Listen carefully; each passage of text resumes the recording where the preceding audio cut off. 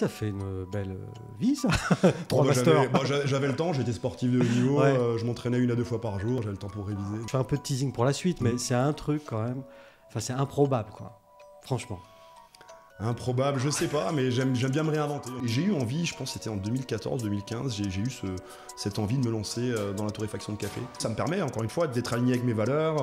Voilà, on peut pas être parfait, attention, je dis pas que je suis parfait. La perfection mais je vise l'excellence. n'est pas de ce monde. En tant qu'ancien sportif de haut niveau, j'ai l'habitude de dire que je mets un peu de café, un peu de sport et un peu d'aventure dans mes cafés. Vous avez vu que je suis un mec à 200 à l'heure. Oui. Je parle vite, je parle beaucoup, mais je suis passionné. La réalité, c'est qu'il y a aussi des galères. Parfois, on se plante, il faut savoir se remettre en question. Il y a des jours où on est tout en haut et tout va bien, on a eu un super contact, on a fait une super vente, le lendemain on a une galère, donc voilà, on est tout en haut, on est tout en bas, mais il faut y aller parce que quand on est tout en bas. Mais il y a la curiosité, le métier de torréfacteur qui, vous l'avez compris, était devenu un peu désuet, c'est un métier qui prend du galon de nouveau. Comme vous avez vu, je suis passionné, si on me branche café, je suis inarrêtable. Les gens passionnés en général sont passionnants. Faut vous mettre à l'aise parce que ça peut durer longtemps. Ouais. On est comme chez le dentiste là. T'as fait l'anesthésie, hein? On va essayer de faire le podcast qu'on aimerait écouter. Avec plaisir. Hein. Bah oui. Ouais, avec plaisir. Il y a des rencontres qui peuvent sembler impossibles. 2 fois par jour, je passe à Vacheresse, riante bourgade de la vallée d'Abondance. Aurais-je imaginé un jour rencontrer là-bas un torréfacteur? Non. Et d'ailleurs, comment et pourquoi devient-on torréfacteur à Vacheresse ou ailleurs? L'homme que je reçois aujourd'hui a effectué un long chemin pour en arriver là.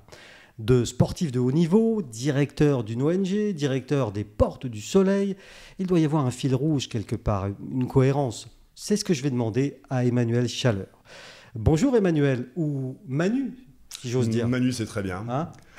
et Manu, tu descends. Pourquoi faire? Boire un café. Pour un podcast. Pour un podcast. N'est-ce pas? Donc voilà, Emmanuel Chaleur, Manu. Chaleur, exactement. Chaleur, pardon. Voilà. Oui, Pas de pardon. souci. Donc sportif de haut niveau, je l'ai dit, directeur ONG, c'est un sacré parcours. Et ça commence où ce parcours? Vous êtes originaire de quelle région, Manu? Alors moi je suis originaire d'Alsace. J'ai grandi dans la vallée de Münster, une jolie vallée qui est connue pour son fromage. Oui. Voilà. Odorant. Absolument. Et je suis né en Afrique centrale. Je suis né au Cameroun. J'avais un père qui était médecin missionnaire là-bas. D'accord. Pendant de nombreuses années. Ah oui, donc l'engagement c'est familial, quoi. Oui, on peut dire ça, tout à fait. Hein? Tout à fait, oui. Donc au Cameroun, mais vous avez vécu en Alsace ou... Alors oui, donc j'ai vécu jusqu'à l'âge de 17 ans en Alsace, et donc à l'âge de 14 ans, je suis rentré dans les filières de sport à haut niveau. Sport-études. Voilà, exactement, donc sur Strasbourg, et puis ensuite je suis parti à Montpellier, où j'étais en équipe nationale. Ouais, alors vous auriez pu faire 2 sports, vous avez pratiquer le volley. C'est ça. Mais vous auriez pu faire le basket aussi, parce que... C'est vrai. Il y a du niveau, là. Là, on nous voit assis, donc on a l'air pareil. Mais en vrai, je vous arrive au nombril, en gros. Bon, après, souvent, c'est une histoire de rencontre. Oui. J'avais des copains qui étaient volleyeurs. Le papa du copain en question était entraîneur. Il m'a dit, viens, t'es grand, tu devrais y arriver. Et puis, c'est comme ça que j'ai commencé dans le volleyball. Donc, sport-études. Voilà. Oui, et là, vous partez direct dans la carrière de volleyeur ou... Absolument, ouais, c'est ça. Parce que donc, du coup, en sport-études à Strasbourg, ensuite à Montpellier, au Centre national de volleyball. Et puis après, j'ai signé mes premiers contrats pro dans le nord de la France. Donc j'ai joué une dizaine d'années dans ce qu'on appelle aujourd'hui les Hauts-de-France. J'ai joué également en Belgique. Belgique, j'ai vu ça. Voilà, tout à fait, où j'ai joué en Champions League. Et après, j'ai fini par 6 années au Chénois Genève Volleyball. Ouais. Donc j'étais capitaine de l'équipe. On a fait plusieurs Coupes d'Europe. On a eu le titre aussi en 2012. Parce qu'en France, le volley professionnel, enfin, ça n'existe pas. Alors si ça existe, si. Ouais. Alors, on va pas chercher des salaires mirobolants, mais il y a possibilité quand même. D'accord. Quand on n'a pas forcément de charge de famille ou une maison à payer, on peut en vivre. On peut en vivre, tout à fait. Oui. Mais par contre, dans d'autres pays d'Europe et du monde, le volley, c'est un sport en termes de notoriété et de popularité qui est pas au niveau du football, mais enfin pas loin quand même. Effectivement, oui, il y a des championnats, championnat italien, championnat polonais, et puis même au Japon ou en Russie, ça rassemble beaucoup de monde. Et d'ailleurs, les Français aujourd'hui performent, vu qu'ils ont été champions olympiques l'année dernière. Ça a été long à venir, hein, ce premier titre du volley français. Hein. Effectivement, ça a été long, mais là, on est sur une génération en or. Vraiment, on a des athlètes absolument fabuleux. Et puis d'ailleurs, ils ont gagné la semaine dernière la World League, qu'on appelle aujourd'hui la VNL. Voilà, donc c'est une équipe vraiment qui la World League, c'est quoi? C'est une ligue mondiale en fait. C'est ça a lieu tous les ans. Ça a lieu, il me semble, tous les 2 ans. Tous les 2 ans, d'accord. Donc là, le volley français, ça carbure en ce moment. Et même les filles sont en train de faire un truc chouette aussi en ce moment. Et c'est un chouette sport. C'est un chouette sport. D'ailleurs, j'ai rencontré ma femme, donc ça valait le coup. Donc c'est Elle un m'a fait chouette 2 sport. merveilleux enfants, donc. Donc formidable. Absolument. Ouais, et du coup, cette carrière, donc une dizaine d'années dans le nord de la France, si j'ai bien compris. C'est ça. Et ensuite en Suisse, ça dure combien de temps? Du coup, j'ai commencé à l'âge de 14 ans, donc à jouer au volley, donc assez tard. J'étais pro à l'âge de 18 ans, jusqu'à l'âge de 30... Là, pour le coup, assez vite, parce que jusqu'à 30 pratiques et pro. C'est ça. Donc, il y avait des prérequis, des choses en vous qui faisaient que... Sûrement, la taille, peut-être des qualités athlétiques. Oui, quand même. Puis une force de caractère aussi, sûrement. Donc, une dizaine d'années en Belgique, et puis encore en Suisse, une dizaine d'années donc, dans le nord de la France, ensuite également en Belgique, et ensuite 6 ou 7 ans, 6 ans, je crois, à Genève. Ouais. Donc, une carrière longue, finalement. Oui, mais que j'ai du coup rythmé avec d'autres activités professionnelles en parallèle. Je me suis... débrouillé pour faire les études qu'il fallait, peu à rallonge. À quel niveau les études? J'ai fait plusieurs masters. J'ai fait un master d'abord en développement touristique. Ah oui. Ensuite, j'ai fait un autre master en aménagement et développement du territoire, toujours avec une composante de développement touristique. Et ensuite, un master en coopération internationale, ce qui m'a amené à travailler en Afrique centrale pendant quelques années. Ouais, ça fait une belle vie, ça. 3 masters. J'avais le temps, j'étais sportif de haut niveau, je m'entraînais 1 à 2 fois par jour, j'avais le temps pour réviser. Donc, donc facile, quoi. Facile, je sais pas, mais j'avais du temps. Voilà. Ça, plus les enfants. Les enfants, c'est venu plus tard. C'est venu plus tard, ouais, non, parce que beaucoup plus tard. J'essaie de me resituer. Mais bon, on est quand même sur un profil Manu. Faut être efficace. Manu. Oui. Alors, il est comment mon petit café d'Éthiopie là? Il est sympa. Il a une sucrosité qui est agréable, une petite pointe d'acidité que je trouve délicate et qui est très, très sympa. Super. Ouais. Il faudra que tu goûtes le mien par contre. Oui, on va goûter. Donc du coup, on a sur un profil de quelqu'un qui fait plusieurs choses en même temps, plusieurs choses à la fois et qui a un bon rythme de vie quand même. Oui, je pense qu'on peut me définir comme ça, absolument. Ouais. Non, mais c'est intéressant de dire ça pour la suite, parce que le projet dont on parlera après, et la petite blague sur le café, elle tourne autour de ça, c'est quand même un truc, je fais un peu de teasing pour la suite, mais c'est un truc quand même, c'est improbable, quoi, franchement. Improbable, je sais pas, mais j'aime bien me réinventer, on va dire, à un moment. Donc. Et donc, il y a une direction d'ONG aussi dans le CV, à un moment ou à un autre. Quelle ONG? Quand c'était? Alors, disons que ma sensibilité pour les activités, on va dire, créatrices de valeur, si on peut les appeler comme ça remonte, déjà, comme je disais, je suis né au Cameroun, donc voilà, c'est un petit peu dans l'ADN familial aussi, mon père était médecin. Vous êtes resté longtemps là-bas? Alors, mes parents ont fait 2 séjours et ça les a amenés à rester entre 5 et 6 ans, mais moi je suis né sur la fin du séjour, donc je suis resté 6 mois, voilà. Ah oui, donc j'ai aucun souvenir, en revanche j'y suis retourné beaucoup, j'y ai beaucoup voyagé, et puis ensuite j'ai travaillé en Afrique centrale, j'étais consultant indépendant et j'ai travaillé en République centrafricaine, dans des coins complètement paumés à la frontière avec la République du Congo. Et dans quel domaine de développement? Alors justement, je travaillais donc pour le WWF, le Fonds mondial pour la nature, également pour l'Union européenne et pour la coopération technique allemande, et j'intervenais dans des parcs nationaux où il y avait une biodiversité incroyable. C'est là où la BBC tourne tous ses films de hotspots de biodiversité. Il y avait de la grande faune, donc des éléphants de forêt, beaucoup de gorilles des plaines de l'Ouest. Et donc dans ces parcs nationaux, il y a la composante principale, c'était la protection de la biodiversité, parce qu'il y a beaucoup de braconnage là-bas, donc il y a un volet dans ces projets que je dirigeais, il y avait un volet de lutte anti-braconnage, ce qu'on appelle de la lab. Donc j'avais plusieurs rangers avec moi. Et ensuite, il y avait un volet aussi monitoring écologique, donc pour connaître un peu mieux la biodiversité, parce qu'on est dans un des plus grands massifs forestiers au monde, hein, après l'Amazonie. C'est la forêt du bassin du Congo, donc de la forêt pluviale. Et donc voilà, il y a une richesse biologique là-bas incroyable. Et derrière, l'idée, donc, c'était de développer un tourisme qui soit générateur de revenus pour les populations locales. Donc il y a des finalités de développement. Et d'ailleurs, c'est là... Il y a une finalité de développement. Exactement, voilà. Donc ça, c'est la première entrée dans ce domaine, un petit peu dans ce champ de la coopération, comme on peut l'appeler. Et puis après, quand je suis arrivé à Genève et que je jouais au volleyball là-bas, j'ai pris le poste de directeur du Centre de la Nature Montagnarde à Sallanches. C'est aujourd'hui l'Observatoire des Alpes, ça a changé de nom il n'y a pas longtemps. En fait, c'est un château-musée qui présente la faune, la flore, les glaciers, la géologie des Alpes. Ouais. Et donc l'idée, donc c'est un site de visite, donc avec une muséographie. Qui est situé à Sallanches, c'est ça. Situé à Sallanches, exactement. Donc voilà, il y avait pas mal d'accueil de différents publics. Il y avait aussi des scolaires, mais aussi des touristes. Et il y avait 2 autres volets qui étaient absolument passionnants. C'était l'organisation d'un événement annuel qui s'appelait les Rencontres Alpines. Et j'ai eu la chance de faire venir Nicolas Hulot, j'ai fait venir Pierre Rabhi, j'ai fait venir Jacques Perrin, j'ai fait venir Isabelle Autissier, la présidente du WWF, et puis la championne de voile, et puis encore d'autres grands noms. Et à chaque fois, c'était sur un thème, donc c'était sur habiter les Alpes, c'était sur le développement durable, c'était sur l'eau, sur la forêt, voilà, à chaque fois sur une thématique, et c'était des très beaux moments. Et puis le 3e volet, c'était aussi la protection du massif du Mont Blanc, donc à l'échelle trinationale, avec le canton du Valais, la vallée d'Aoste, et puis la partie française, et avec sous-jacente l'idée du classement au patrimoine mondial du massif du Mont Blanc. Donc voilà, et ça, c'est allé au bout, le classement ? Alors non, pas à ma connaissance, j'ai pas trop suivi les dossiers, mais c'est un sujet qui revient souvent.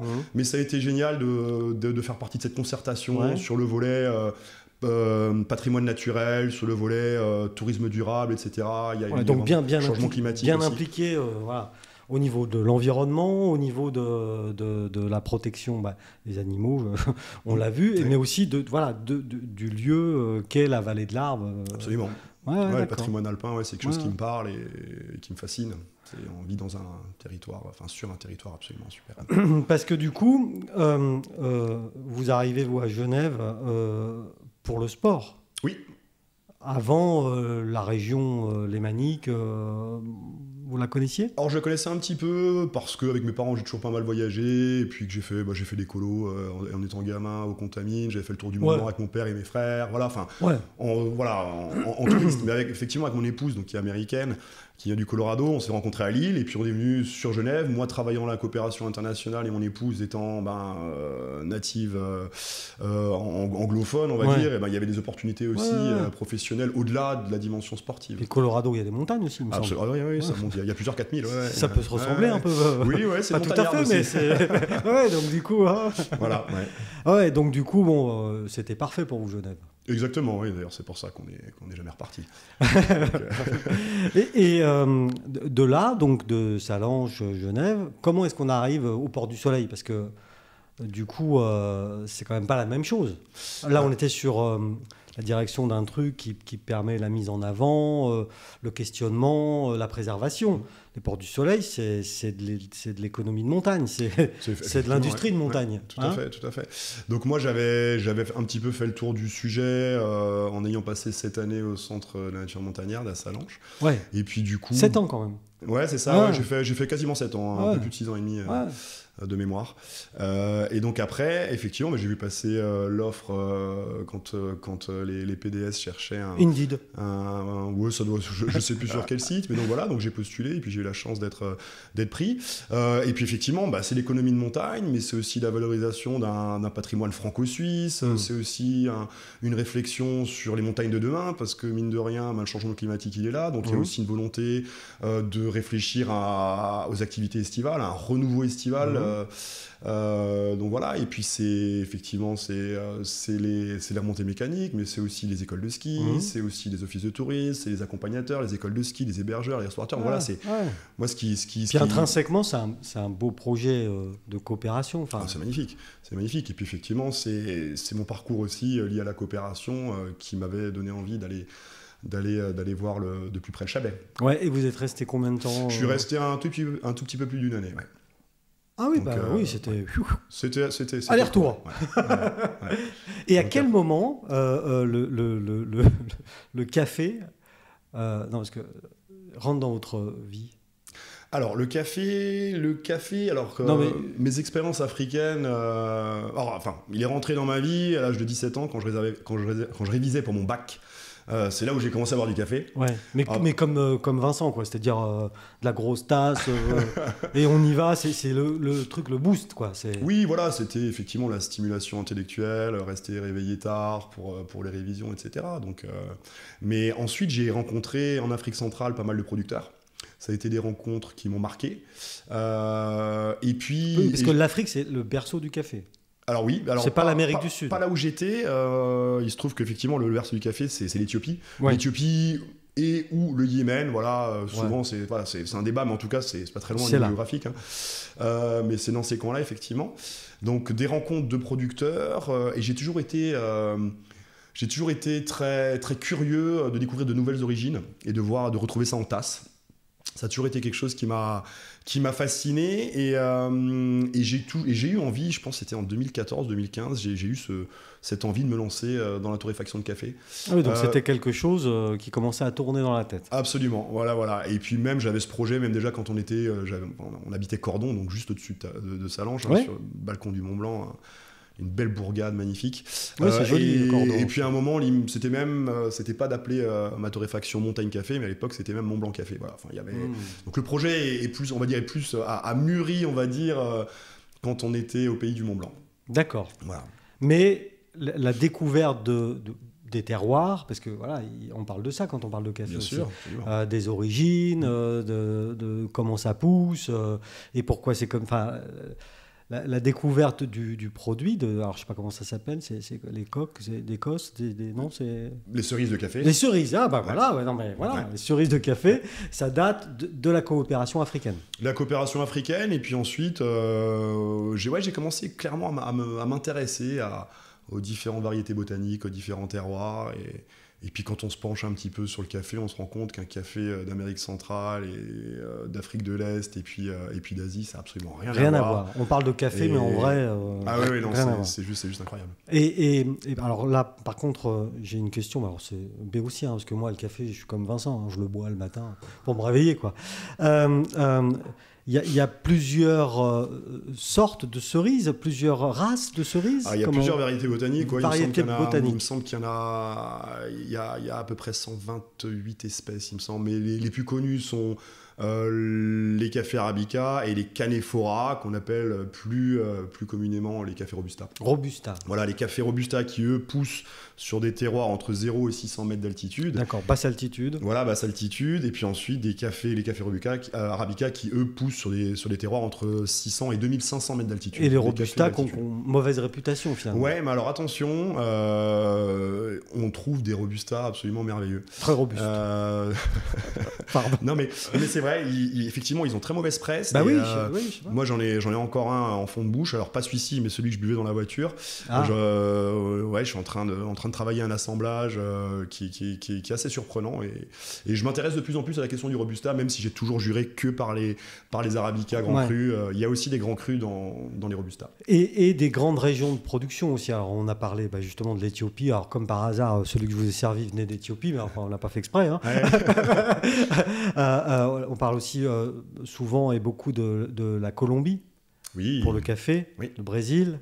Absolument. Le plus grand producteur au monde, Brésil. Le Brésil, les plus grands d'Arabica en tout cas. Mais là, c'est du tout venant. C'est très industrialisé, très mécanisé, effectivement. Ouais.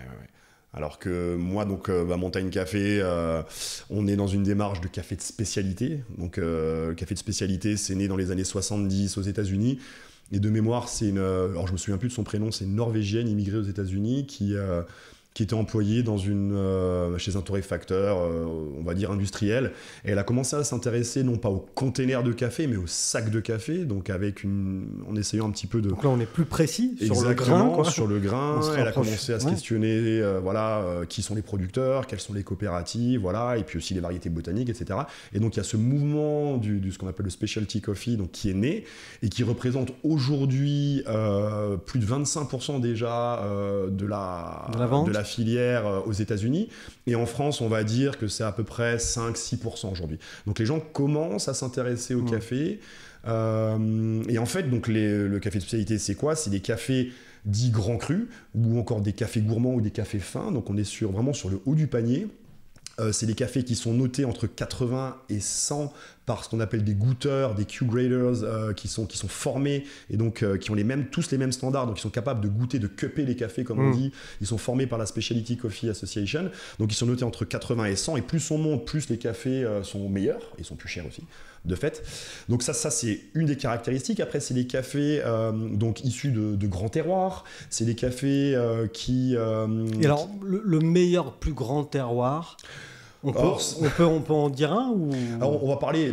ou c'est bête comme question? Non, c'est pas bête, absolument pas. Non. Il y a des cafés, les terroirs de Yirgacheffe. Il y a aussi le Blue Mountain qui est très connu, qui est conservé dans des tonneaux, des vieux tonneaux de rhum en Jamaïque. Mais ça, c'est des cafés... Café de Jamaïque, alors. Ouais. Après, il y a des cafés... Il y a le Bourbon Pointu, qui est un des rares cafés français parce que c'est une variété qui pousse à La Réunion. Ah, oui. Voilà, donc anciennement l'île Bourbon. Ouais. Voilà. Après, on a d'excellents cafés en Inde, en Colombie, en Costa Rica. Enfin, il y a plein d'origines absolument, au Kenya, au Burundi. Ouais. Et même les Chinois qui font d'excellents cafés. On en fait en Australie, on en fait à Hawaï. Mais on se rend compte que quand même, c'est plus l'Afrique, Corne de l'Afrique. Après, le café reste. Non, je sais pas, hein, parce que là, on parlait de Colombie, Brésil, etc. Là, il y a aussi des grands crus là-bas. Ah oui, absolument. Ouais, tout à fait. Et puis j'ai pas cité Sumatra, mais effectivement, comme vous le savez, le café pousse au niveau de la ceinture tropicale.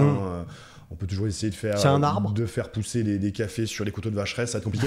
Alors est-ce que c'est un arbre? Oui, alors en fait c'est des arbres qui peuvent monter jusqu'à 15 mètres de haut, mais généralement on les taille pour qu'ils montent pas plus haut de 3 mètres, pour que derrière ce soit plus simple à la récolte. D'accord. Voilà. Et donc du coup, cette vague qui naît dans les années 70. Les années 70. Non, je déconne. Bon, ça va. Dans les années 70. Elle déferle un peu, alors lentement, sur le monde. Aujourd'hui, c'est aussi quelque chose qu'on associe souvent à la gentrification des centres-villes, qu'on associe aussi souvent à la bobo-attitude, si j'ose dire. Justement, mon petit... je vais te faire goûter un petit d'Éthiopie. Et il y a un grand mouvement aussi, alors des industriels, mais pas des industriels du café, des industriels qui fabriquent les machines, pour vendre aujourd'hui des machines dans lesquelles on met des grains de café, et ça moue, et hop, au final sort Pépère d'Éthiopie. Hein, on est d'accord là-dessus. Tout à fait, un expresso broyeur, et ça c'est merveilleux aujourd'hui. Et puis j'entendais même que chez Darty, chez Boulanger ou à la Fnac, les expresso broyeurs ou les machines grains, on les appelle comme on veut, c'est devant la téléphonie en termes de vente. Oui. Donc les gens commencent à se détacher, à délaisser les capsules. Voilà, j'allais y venir parce que entre là aujourd'hui et les années 70, il y a eu les capsules. Oui. Avec Nestlé et Nespresso, notamment la petite capsule en alu, là, et puis tout un tas d'autres systèmes.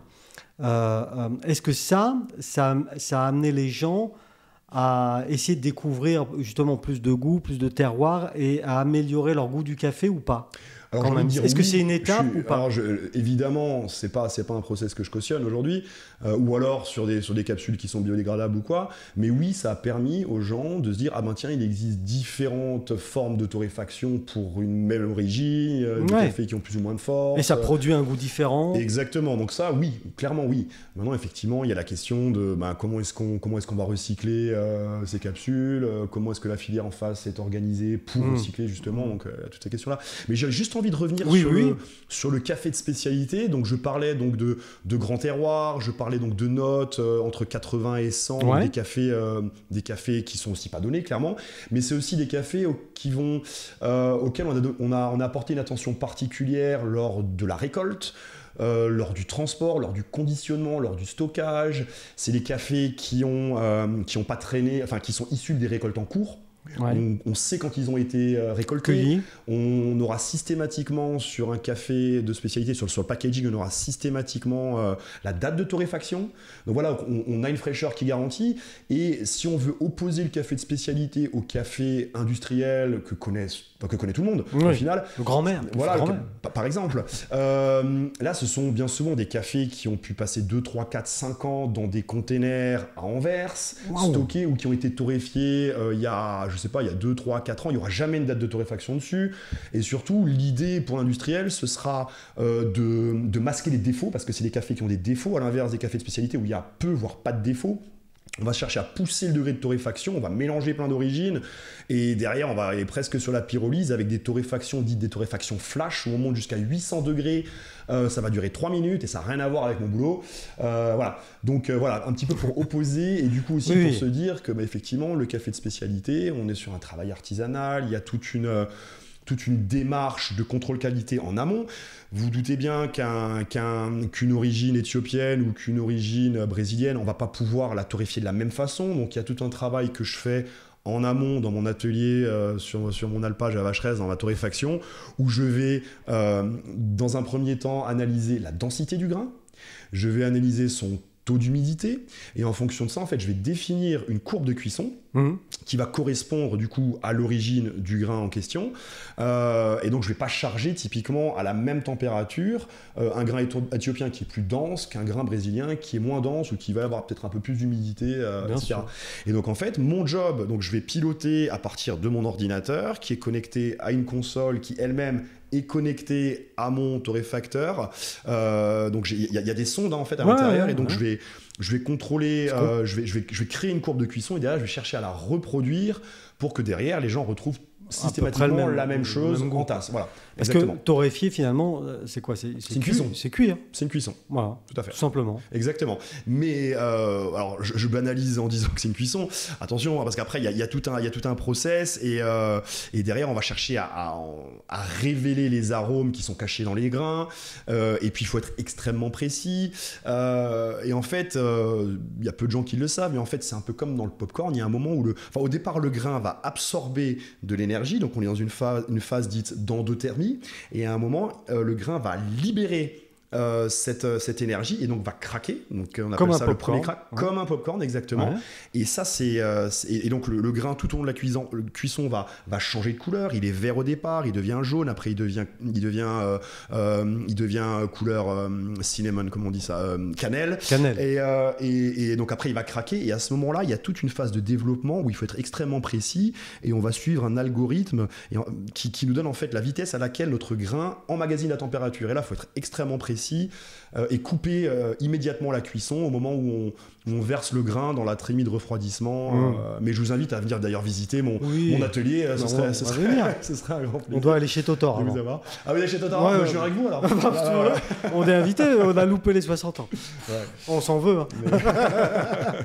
Non, mais c'est passionnant ce que vous racontez, Manu. C'est passionnant. Et du coup, ce que vous racontez, puis que les gens n'auront jamais, en nous écoutant ou en nous regardant, c'est l'odeur que ça dégage. Est-ce que le café, parce qu'il arrive comment chez vous à Vacheresse? Il arrive dans des sacs en jute qui font entre 60 et 70 kilos, donc les sacs de café que tout le monde connaît. Mais par contre, le grain, lui, donc, est vert. Voilà, c'est ça. Et donc, quand on le prend en main et qu'on le sent, et ben, on a des arômes de foin, d'herbe, etc. Et puis, c'est complètement incroyable de voir. Mais ça sent pas le café comme... Pas du tout. On pourrait s'imaginer, quoi. Et du coup, en fait, pendant la torréfaction, donc au lieu de piloter ma courbe, derrière, j'ai une sonde d'échantillonnage qui me permet de contrôler au niveau visuel, donc le changement de couleur, la colorimétrie du grain pendant la cuisson, mais aussi derrière, je vais sentir pour voir si la torréfaction se passe bien, etc. Et du coup, le lendemain, donc 24 heures après la torréfaction, il y a le contrôle qualité a posteriori de la torréfaction qui entre en jeu, et donc je vais ce qu'on appelle cuper les cafés, donc avec une cuillère comme dans le vin, je vais goûter les cafés à différentes températures pour éventuellement déceler d'éventuels défauts de torréfaction. Par contre, on peut se planter, dans l'artisanat on peut se planter. Ça se peut. Donc je goûte, et puis je recrache éventuellement si je suis déjà plein de caféine ou quoi, c'est comme dans le vin, c'est la même chose. Donc on goûte à la cuillère, et puis on fait donc la suite de notre contrôle qualité.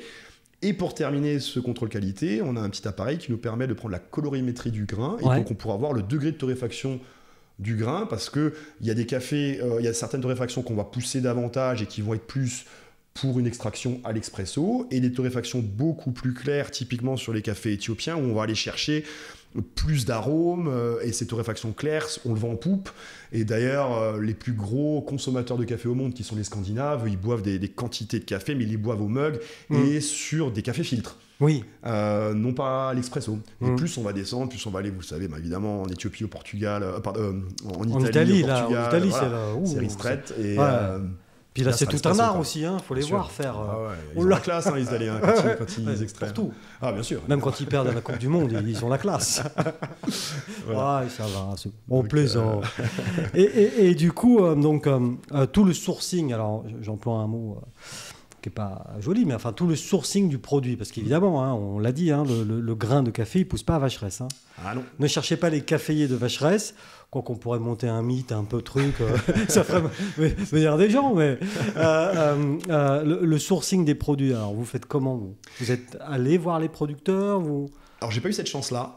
En revanche, je travaille avec un... Déjà, il faut savoir que Montagne Café, donc ma marque de café, donc c'est 100% bio et 100% équitable. Donc j'ai la double certification. Ceci étant, trouver des cafés de spécialité, donc des cafés grands crus qui ont la double certification, c'est pas facile à trouver. D'accord. C'est pas facile à trouver, et donc j'ai trouvé un importateur avec qui j'ai bâti une relation de confiance. Et pour moi, vous avez compris qu'être aligné avec mes valeurs, c'est extrêmement important. D'ailleurs, j'ai fait de Montagne Café une entreprise à mission, donc avec une charte, avec des engagements, et l'idée c'est pas que ce soit du greenwashing, je veux que ce soit des actes derrière, et puis on pourra parler après de qu'est-ce que j'ai mis en œuvre par rapport à ça.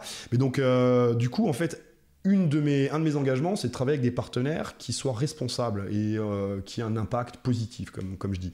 Et du coup j'ai trouvé un importateur qui est basé au UK, en Angleterre, et évidemment avec le Brexit, faire du commerce avec les Britanniques c'est compliqué, donc en fait ils ont heureusement ils sont malins, ils se sont organisés, ils ont ouvert un bureau en Irlande, au sein de l'UE, donc c'est plus simple pour commercer avec eux. Et donc en fait ils se sont déplacés, ils sont venus chez moi, ils avaient des cafés, on les a goûtés, on les a même torréfiés ensemble, etc. Et donc ils ont un certain nombre de références, grands crus, dans des origines qui me plaisaient, qui se sont révélés être d'excellents cafés. Et donc en fait je m'approvisionne avec eux, donc c'est eux qui se déplacent, qui vont sourcer dans les coopératives. Mais c'est pas vous. Non, c'est pas moi, donc ils vont à l'origine, comme on dit dans le métier, et il est prévu que je parte avec eux prochainement. En revanche, il faut voir aussi que c'est presque un autre métier, on est presque négociant en café, en grain vert. C'était quoi cette pub ? C'était Jacques Vabre, non ? C'est ça, exactement. Mais c'est le rêve de tous les torréfacteurs, et j'espère un jour pouvoir aller en direct trade, enfin faire du commerce en direct. Il faut déjà avoir le temps. C'est du temps, c'est aussi des investissements. Enfin voilà. Et aujourd'hui, étant seul aux manettes avec une personne qui s'occupe des réseaux sociaux et de la communication, c'est pas possible que je me démultiplie pour faire ça, mais c'est mon rêve. Mais en revanche, ils se déplacent régulièrement, ils tournent des films aussi sur place, et surtout je les ai rencontrés et j'ai une totale confiance, et pour moi c'était vraiment très très important. Voilà, il y a le respect des productrices et des producteurs de la filière, et quand je dis productrice, j'ai aussi la chance de torréfier un café péruvien qui s'appelle le café Femenino. C'est un café qui est fait uniquement par une coopérative de femmes. Je suis assez fier de le proposer parce que je crois qu'en France, je suis un des seuls, voire le seul à proposer ce café-là. C'est une coopérative qui s'est lancée en 2004 pour sortir un petit peu de l'oppression masculine. Et vous imaginez que les femmes sont moins bien payées, malheureusement, dans la filière café, comme dans plein d'autres. D'ailleurs, pas que dans les pays producteurs, aussi dans les pays du Nord, comme on dit. Voilà. Et donc en fait ce label aujourd'hui, d'ailleurs il s'est disséminé très largement un peu partout. On en trouve au Mexique, on en trouve au Kenya, on en trouve en Éthiopie, etc. Et donc voilà, je sais plus pourquoi je vous dis ça, mais... C'est l'engagement. Oui, c'est l'engagement. Et le sourcing. Exactement, voilà. Moi, je me souviens de la question. Oui, merci Michel. Tu as pas mal. Je crois tellement... non, mais c'est pas grave. Et du coup, c'est un produit naturel, on l'a compris, mais c'est donc un produit issu de l'agriculture. Tout à fait. Et évidemment, puisqu'il a l'air d'être plus cher que les autres, il doit être plus rare. Et vous arrivez justement à avoir un approvisionnement constant, Ou il y a des périodes, où il y a des carences, ou je sais pas. Il y a des périodes de soudure, absolument, Michel. C'est une question qui fait partie de mon quotidien. Donc effectivement, il y a un moment aussi où mon importateur, il a épuisé les cafés de la récolte en cours et puis il n'y en a plus. Donc il faut extrêmement bien manager son stock, surtout quand on est à petite échelle, comme je le suis. Et puis je peux pas me permettre. Enfin moi je commande pas des containers. Aujourd'hui, ça se compte par palette et parfois même par sac. Et puis au prix du transport aujourd'hui, c'est compliqué. On calcule, ouais. C'est compliqué, ça c'est un sujet qui mérite aussi d'être mentionné. Aujourd'hui, j'ai certains cafés, dont mon café de Sumatra. Quand j'ai commencé donc mon entreprise est très jeune, hein, elle a été créée en 2021 et j'ai commencé à torréfier au mois de février. Donc on 2022 est vraiment 2022, absolument. Ouais, Donc on est vraiment encore au tout début. Sur une jeune pousse. Une jeune pousse, exactement. Mais jeune pousse deviendra longue. On va aller savoir. Si les petits cochons ne la mangent pas. Voilà, exactement. mais ce que je voulais dire, c'est que mon café de Sumatra, donc j'ai commencé vraiment à suivre les prix au mois de septembre en 2021. Ce café de Sumatra que je propose aujourd'hui, je sais plus, il doit être peut-être à 40-41 € du kilo. Il a pris 50% depuis septembre. Le grain. Le prix au kilo, donc le grain. Ouais. Donc voilà, c'est une réalité. Moi, les tarifs que je pratique aujourd'hui, qui sont déjà pas donnés, je pourrais pas absorber tout seul ces coûts qui augmentent. Et ce café de Sumatra a pris 50% de hausse à cause de quoi? Alors en fait, c'est le cours on sait. C'est pas que valable dans le café, c'est valable c'est vraiment global, comme dans énormément de filières. Mais il y a eu déjà au Brésil, il y a eu des récoltes qui ont été impactées par le changement climatique. Et le Brésil étant le plus gros producteur au monde, derrière ça a forcément... Ça bouge les cours. Exactement, ça a bougé les cours de l'Arabica qui est traité par la bourse de New York et du Robusta qui est traité à la bourse de Londres. Et donc voilà, donc aujourd'hui on a un cours du café qui s'envole aussi et c'est compliqué. Et ça, c'est difficile de le répercuter sur le prix de vente. C'est ça, donc je vais être à un moment obligé. Est-ce que comment va réagir le consommateur derrière? Voilà, on va voir. Et aujourd'hui, les gens ne se rendent pas encore compte de ça parce que les cafés qu'on peut boire un peu partout, à la brasserie, au bistrot ou même dans certains restaurants, c'est des cafés qui ont été négociés il y a longtemps ou qui ont été torréfiés il y a longtemps. On ne sait même pas d'ailleurs quand.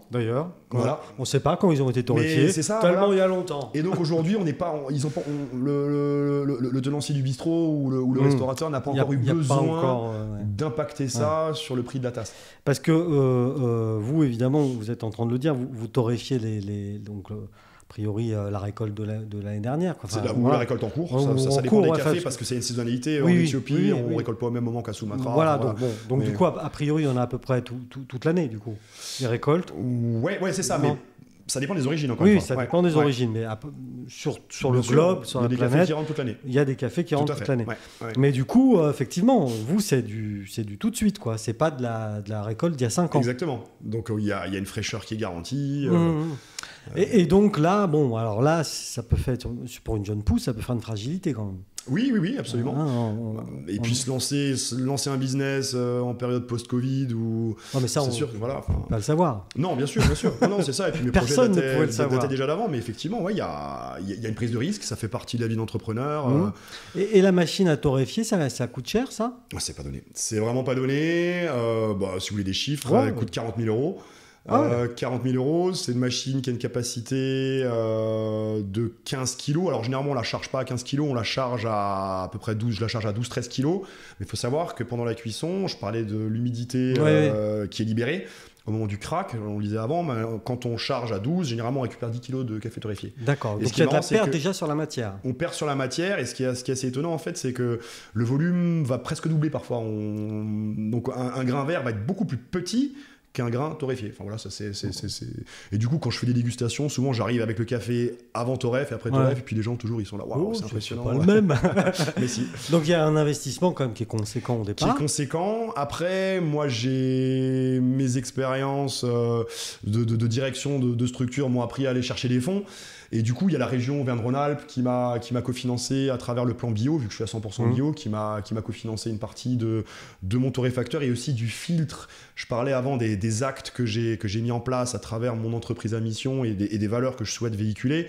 Parce que oui, je veux être à travers Montagne Café, je veux être respectueux des terroirs de production, des femmes et des hommes qui font les cafés, qui les font pousser, mais aussi du milieu montagnard où j'habite, où mes gamins grandissent, où je vais jouer tous les week-ends, que ce soit en VTT, en pot de phoque, en ski de fond, en rando ou quoi. J'y habite aussi. Et en fait, il y a un sujet qui revient souvent, j'ai bossé dans la vallée de l'Arve, c'est la question de la qualité de l'air. C'est un réel sujet dans les vallées alpines, c'est un sujet qui me parle, et je torréfie, donc il y a des émissions, évidemment. Costaud. Non, oh là là. Mais en ville, on aurait pu m'imposer d'investir dans un filtre électrostatique, même si c'est à la marge les émissions de particules fines. Hein. Mais moi, j'ai tenu à investir dans un filtre qui va filtrer les émissions de fumée émises par mes torrefs. Alors, c'est un investissement de 6 000 balles. J'ai réussi à me le faire cofinancer, mais c'est vrai que quand on se lance, quand par on la est région start-up, toujours.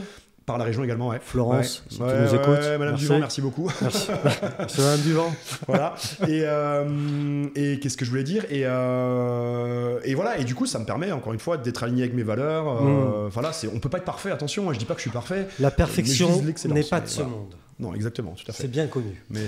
non, mais on se rend compte que, quand même, dans cette espèce de charte, que finalement, vous vous êtes imposé tout seul. Tout à fait. Par vos valeurs et tout ça, et ça c'est très honorable. Vous avez dû investir plus que ce qui était nécessaire. Oui. Mais cependant, par le fait, vous êtes aligné avec ce en quoi vous croyez. Donc c'est bien. Exactement, et puis c'est quelque chose, depuis que je suis engagé dans une vie professionnelle ou sportive, ou même associative, j'ai toujours voulu m'investir et m'investir avec les tripes, et puis... Et puis passionnément, parce que moi c'est la passion qui me fait vivre. Et du coup, comment est-ce que ça peut être rapide, ou pas d'ailleurs, mais comment est-ce que on passe d'une idée et d'un truc qu'on aime bien, le café, et puis une curiosité, une appétence qu'on a pour découvrir les terroirs, etc., alors qu'on a une femme et 2 enfants et qu'on est bien installé dans la vie, qu'on est directeur d'un beau groupement comme les Portes du Soleil, comment est-ce qu'on se dit, et à qui on le dit déjà, et comment on imagine tout arrêter et se lancer à son compte? Alors effectivement, il y a une prise de risque. Alors là déjà, moi j'ai la chance d'avoir une femme qui me suit à 300%. Qui est aussi entrepreneur, entrepreneuse. Elle a sa société sur les questions de leadership, donc elle accompagne les PDG sur les questions de... C'est coach, mais du coup à très haut niveau, parce qu'elle accompagne encore une fois les PDG, elle fait ce qu'on appelle de l'executive coaching, donc elle travaille à l'international, elle se déplace beaucoup, et donc voilà, donc le côté entrepreneurial, c'est aussi une affaire de famille, et puis donc j'ai ma femme derrière moi.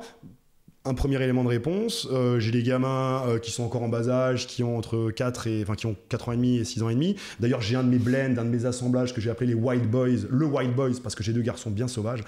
À chaque fois, j'essaye de mettre une petite histoire derrière, et j'en ai un autre qui s'appelle Cornette de Bise, d'ailleurs, en hommage à notre sommet emblématique aussi. Qu'est-ce que c'est un blend? Un blend, c'est un assemblage. En fait, c'est comme dans le vin, et ça, j'aime bien faire une analogie entre le café et le vin. Ces assemblages-là, c'est vous? C'est moi, c'est des créations, c'est des blends signature. C'est moi qui ai cherché à trouver une harmonie. Typiquement, j'ai pris une base de... Je vais pas vous dévoiler mes recettes. Non, un peu d'éthiopien, un peu de colombien. Mais c'est ça, en fait. L'idée, on a quand même des traits de caractère sur des origines, c'est-à-dire qu'on sait qu'un café d'Amérique centrale et d'Amérique du Sud va avoir beaucoup de corps, va avoir un côté consensuel, un côté souvent un peu fruit à coque, un peu chocolat, sirop d'érable. Donc ça va faire une base, et derrière on va apporter une touche plus florale et un peu d'acidité avec des cafés plus de la corne de l'Afrique, et derrière on va rajouter un café indien ou un café d'Indonésie, de Sumatra, pour apporter un côté un peu herbeux, et derrière on arrive à un équilibre qui est top. J'imagine que le Wild Boy, ça doit bien réveiller. Exactement. Et que le Cornette de Bise, il est plus réconfortant. Lui, il est plus dans les nuages, quoi. Non, je sais pas. Si. Moi, j'ai l'habitude effectivement il y a du storytelling. Effectivement, il y a une histoire à raconter à travers Montagne Café. En tant qu'ancien sportif de haut niveau, j'ai l'habitude de dire que je mets un peu de café, un peu de sport et un peu d'aventure dans mes cafés. Que ce soit un café, justement le White Boys avant de partir faire une ascension en pot de phoque, ou alors le Cornette de Bise le matin au réveil après une nuit en bivouac. J'aime bien raconter ça. Mais et si on dort dans son lit, on peut le prendre quand même? Non, parce que on te met en filtre. Je demande à Manu, parce que là, nous, avec Vincent, on n'a pas du tout cette vie-là. Hein. On dort dans un lit, bah oui. Mais là-haut, dans les alpages, c'est comme ça qu'on fait. Personne n'est parfait. Et du coup, pourquoi Vacheresse? Et ben en fait, on s'est établi à Vacheresse avec mon épouse. On a racheté une vieille ferme d'altitude. On est à 1000 mètres, on est sur un alpage. Et puis en fait, du coup, je torréfie dans le garage directement qu'on a transformé. Donc j'accueille les professionnels là-bas. Donc c'est une vraie start-up de montagne. C'est ça. J'aime bien le concept. Effectivement, je m'étais jamais défini comme ça, mais une start-up de montagne. Non, mais la mienne aussi. Hein. Mon entreprise est née dans un garage de Châtel. Voilà. Quand même. Hein. Donc start-up de montagne. Exactement. Donc oui, c'était plus la convenance, peut-être le foncier un peu moins cher, le paysage. Je sais pas. C'est ça. Puis surtout, on a trouvé une belle maison. Voilà, ce que vous vouliez. Exactement. Qui date de 1784, qu'on a rénové juste avant le Covid, et puis derrière fin du chantier. Donc on a campé pendant 3 mois pendant le gros confinement là. D'où l'attente. Et l'attente dans tous les sens du terme. L'attente pour dormir, l'attente de commencer. Voilà. D'accord. Donc l'entreprise est toute jeune. L'entreprise est toute jeune et j'ai la chance d'avoir été sélectionné par Paris 2024, le comité d'organisation des Jeux, et puis l'Agence française de développement qui a mis en place un incubateur d'athlètes qui ont soit une activité qui a un impact social et environnemental ou des projets à impact social et environnemental. Et puis du coup, depuis le mois de février, je monte à Paris une fois par mois et puis on a pas mal de sessions en ligne en train absolument. Ouais. Depuis Thonon, je me gare au parking des Arts aujourd'hui. Et puis on va très facilement à Paris. C'est aussi un petit clin d'œil à la mobilité douce. Non, mais c'est fait exprès. Voilà. Mais c'est très bien. Je surveille moi. Mais du coup, c'est génial parce que moi, du coup, cet incubateur-là, on est une douzaine d'athlètes. Il y a la moitié qui prépare les Jeux de Paris. Et du coup, en fait, on fait partie de la direction impact et héritage et la direction des athlètes. Donc j'ai rencontré des gens comme Sandra Laura, l'ancienne skieuse acrobatique qui a eu ce malheureux accident au Canada et qui est aujourd'hui en fauteuil, mais aussi des gens Philippe Gatien, on a vu Tony Estanguet qui nous a accueillis, etc. Donc je suis avec plein d'autres athlètes et puis pour moi c'est vraiment un accélérateur d'activité parce que ça me permet non seulement de prendre de la hauteur sur mon activité, chose qu'on ne fait pas quand on est le nez dans le guidon, et puis souvent on est aussi, c'est un peu solo le parcours d'entrepreneur, donc ça permet aussi de rencontrer du monde, de me désalper, de me démontagner. Non, mais c'est important. D'aller en ville, exactement. Ouais. Et puis du coup, d'aller chercher des thématiques spécifiques sur la question du pitch, donc de comment on vend très rapidement son projet, la question du syndrome de l'imposteur, que tout le monde retrouve à un moment ou à un autre dans son parcours d'entrepreneur, ou aussi sur sa raison d'être. Et donc du coup, moi, j'ai pu travailler la raison d'être de Montagne Café, qui aujourd'hui... C'est grâce à ça. Exactement. Et donc aujourd'hui, j'arrive à mettre en mots la raison d'être de Montagne Café. C'est donc de proposer à chacun un moment café gourmand et à impact positif. Voilà, c'est comme ça que je définis Montagne Café. Et puis après, il y a aussi la question du carnet d'adresses. En allant à Paris régulièrement, on va notamment pitcher nos projets au mois de novembre à la fin de ce programme auprès des partenaires et des sponsors de Paris 2024. Donc c'est top. Et puis, alors évidemment... c'est pas Montagne Café qu'on va retrouver pour les Jeux parce que le périmètre boisson c'est Coca-Cola, voilà. Mais il y a des événements dans l'événement, donc voilà, il y a peut-être aussi, puis même ça, voilà, c'est aussi génial d'être dans les coulisses de l'organisation. Dans un petit carré VIP là, allez, une petite tasse, on sait pas.